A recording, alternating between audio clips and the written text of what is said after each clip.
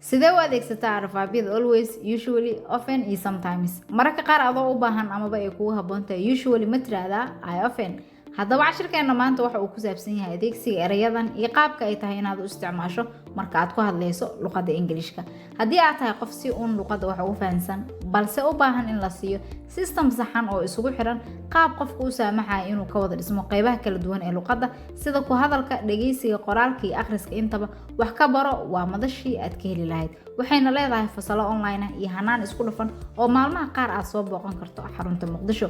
haddaba soo booqo waxkabaro.com. aan u soo noqono cashirkeena maanta.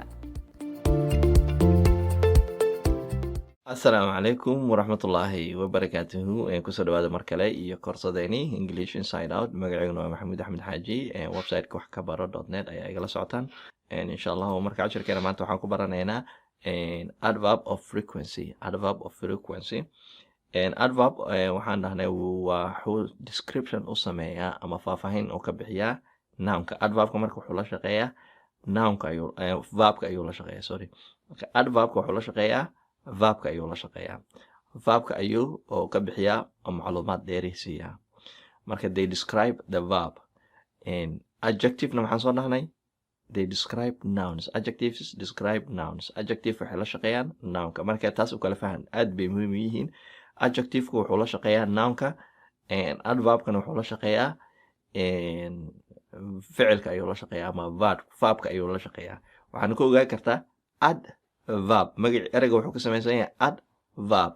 macnaheeda haddii aad rabto inaad xasuusato waxa waaye ad verb. verbka wax ku dar weeyaan. verbkii ayuu faahfaahin ku daraa. marka qaybo kala duwan ayaa jiro oo adverbka uu leeyahay. maanta qaybta baranayna waxaa la dhahaa frequency ayaa la dhahaa. adverb of frequency. frequency waxa waaye inta jeer aad shayga samaysid. inta jeer oo ficilkaasi dhaco ama soo laalaabto ayaa frequency la dhahaa. frequency marka mar walba waxa la soo laalaabasho ayaa la dhahaa. waxa inta jeer ay soo laabtaan. marka wixii aad joogto u samaysid iyo wixii aad marmar dhifa samaysid iyo wixii aad badanaa samaysid iyo wixii aad marnaba sameynin ayaa ku baranaynaa cashirkeena marka. marka waxaa lagu dhahaa use adverb of frequency to say how often you do something. waxaa isticmaalaysaa adverb of frequency si aad u sheegto waxa sida aad u samayso. maalin walbaa samaysaa mise marmar dhif ayaa samaysaa. alright. marka you can normally put adverb between the subject and the verb. adverbka wuxuu galaa subjectiga iyo verbka dhexdiisa ayuu galaa mar walba.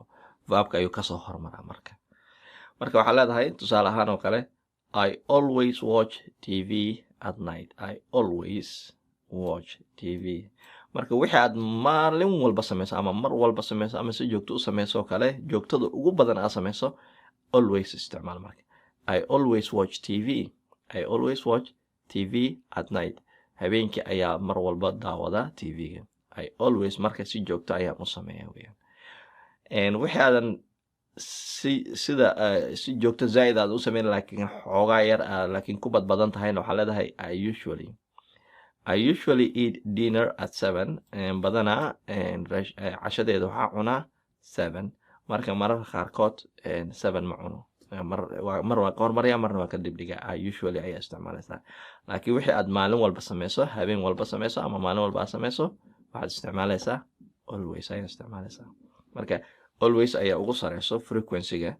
waxaa kusoo xigo usually. marka sharci rasmiya ma ahan waxaan waa wax lagugu talagalay in ra'yi ahaan lagaa siiyo. laakiin sharci rasmiya oo lagu kala horeysiiyo ma jiro. I usually eat dinner at 7. I often walk to work unless it's raining. inta badan shaqada socod ayaa ku tagaa unless it's raining. inay roob da'aya maahane. inuu roob da'aya maahane inta badan socod ayaa ku tagaa. I often. I sometimes go shopping on the weekend. mararka qaarkiis I go shopping. dukaameys ayaan aadaa on the weekend. isbuuca dhamaadkiis. labada maalmood isbuuc ugu dambeeyo waxaan aadaa maxaa la dhahayay shopping. sometimes marka waxaa mararka qaarkood samaysid waaye badanaa ma samaysid.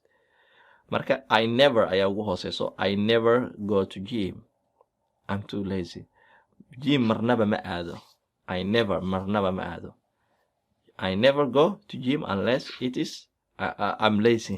waa caajislow baan ahay. I'm lazy. I'm too lazy. ama caajislow ayaan ahay.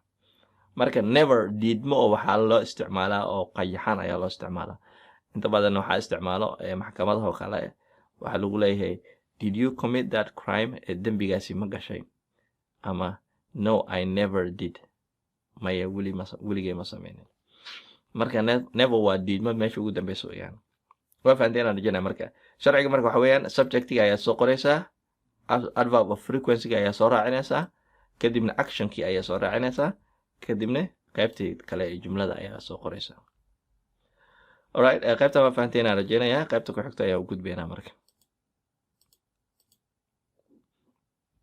qaybta ku xigta waxa weeyaan sida su'aal questions about free time su'aal inaad ka weydiiso qofka waqtigiisa wax uu sameeyo ama sida joogtada oo wax uu sameeyo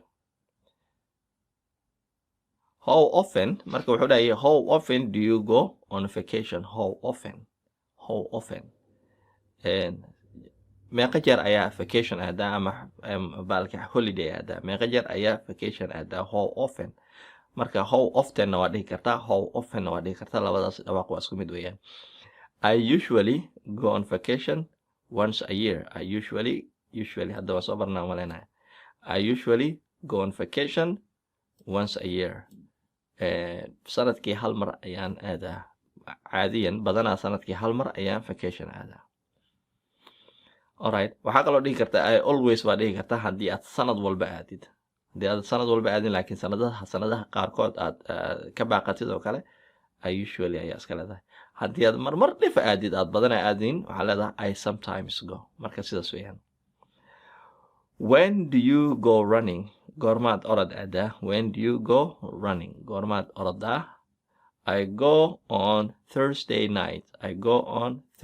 night habeenka khamiista ayaan aadaa how often do you go to the beach xeebta sidee u aadaa xeebta goorme meeqa jeer ayaa xeebta aadaa how often meeqa jeer weeyaan how often not very often aad uma aado not very often aad uma aado micnaha aad uma aado micnaha waxa waaye marmar dhif ayaa laga yaabaa in aado laakiin badanaa ma aado when do you go to gym goormaa gymka aadaa on Tuesdays and Fridays waxaan aadaa Tuesdays iyo Fridays ayaan aadaa marka casharka maanta aad u fududahay adverb of frequency wuu fiican yahay dadku aad baa loo isticmaalaa insha Allah waxaan rajaynayaa adigana inaad isticmaali doonto adigoo sharaxaad ka bixinayo sida joogtada aad wax u samayso marka casharka halkan ayaa kusoo gabagabeynayaa u diyaar garooba casharada xigo marka waxaan kaloo idin xasuusinayaa cashar walba oo buugga ka soo bixiyo exercise badan ayaa ku jiro exercisadaas oo dhan website-ka lama soo geliyo buugga ayay ku wada jiraan qaarkood kuwaas baad ka faa'iideysan kartaa mar walbana listeningkana waad dhegeysan kartaa listeningka jawaabaha waad ka helaysaa midda kalena jawaabta mar walba waxaad ka helaysaa maxaa la dhahayay buugga hoostiisa buuggan markaad dhamaysidoo kale qaybta ugu hooseyso ayay jawaabaha ku qoran yihiin marka insha Allah halkan ayaa kusoo gabagabeynayaa wassalaamu calaykum waraxmatullaahi wabarakaatuh